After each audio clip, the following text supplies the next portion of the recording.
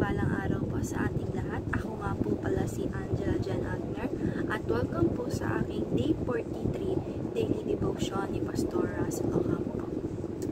Para po sa ating devotion ngayong araw ay ang panghuling series about 7 Pillars of Complete Trust in God. At ang topic po natin ngayong araw, September 8, 2024 ay Trusting in God's Love. At ang scripture po natin ngayong araw ay John 15 verse 9. As the Father has loved me, so I love you now. Remain in my love.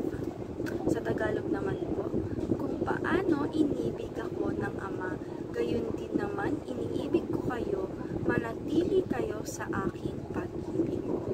Teaching number 1. The Father's love for Jesus is unbreakable. Sabi po dito na bago po natin maunawaan o maintindihan ang pagmamahal ng ating Panginoon sa bawat isa, ay dapat malaman natin kung gaano kamahal ng Diyos Ama ang ating Panginoong Hesukristo. Dahil ang pagmamahal ng Diyos Ama sa ating Panginoong Hesukristo ay hindi basta-basta, kaya ganon din po tayo kamahal ng ating Panginoong Diyos. Teaching number 2, Christ's love for us is also unbreakable. Sabi po naman dito na ang pagmamahal ng ating Panginoong Diyos sa atin ay hindi rin basta-basta at unbreakable po ito. Dahil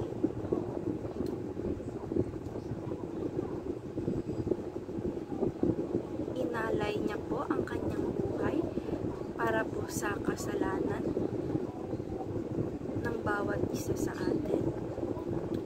Para po mawala po yung mga kasalanan natin. Kahit po siya ay naghirap at namatay, ganun niya po tayo kamahal. Christ's love for us is unbreakable. Teaching number 3, we must remain in Christ's love. Sabi naman po dito na manatili po tayo sa pagmamahal ng ating Panginoong Diyos. Dahil sabi nga po na kung ang ating Panginoong Diyos po ay ang puno, tayo naman po ay ang mga sanga ng puno na ito. Dahil sabi po na dapat connected tayo sa ating Panginoong Diyos dahil ganun niya po tayo minahal at gusto niya po na manatili tayo sa pagmamahal niya. Application number 1, return to Christ's love. Sabi naman po dito na kung tayo daw po ay napalayo sa Panginoong Hesukristo, ay panahon na po ito para magbalik loob tayo o i-apply natin sa bawat isa na bumalik sa ating Panginoong Diyos sa kanyang pagmamahal. Dahil pag nasa kanya po tayo at nakakonect po tayo sa kanyang Christ's love ay talaga pong magiging blessed tayo at makakalayo tayo sa mga kasalanan at kapahamakan. Application number 2, remain in Christ's love. Sabi po dito na sa bawat isa na manatili sa pagmamahal ng ating Panginoong Hesukristo. Dahil po pag nandun po tayo sa Christ's love at nakakonect po tayo doon sa, ay maganda po ito sa bawat isa dahil ang pananatili sa pagmamahal niya ay konektado po tayo sa ating Panginoong Diyos.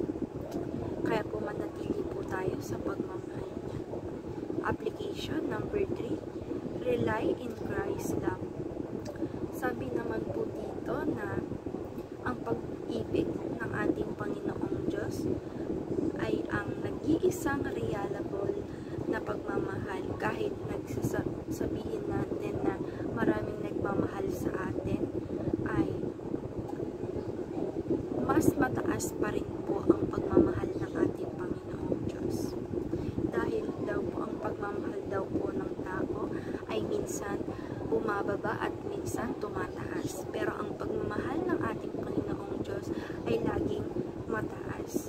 Ganun po tayo kamahal ng ating Panginoong Diyos. Discussion.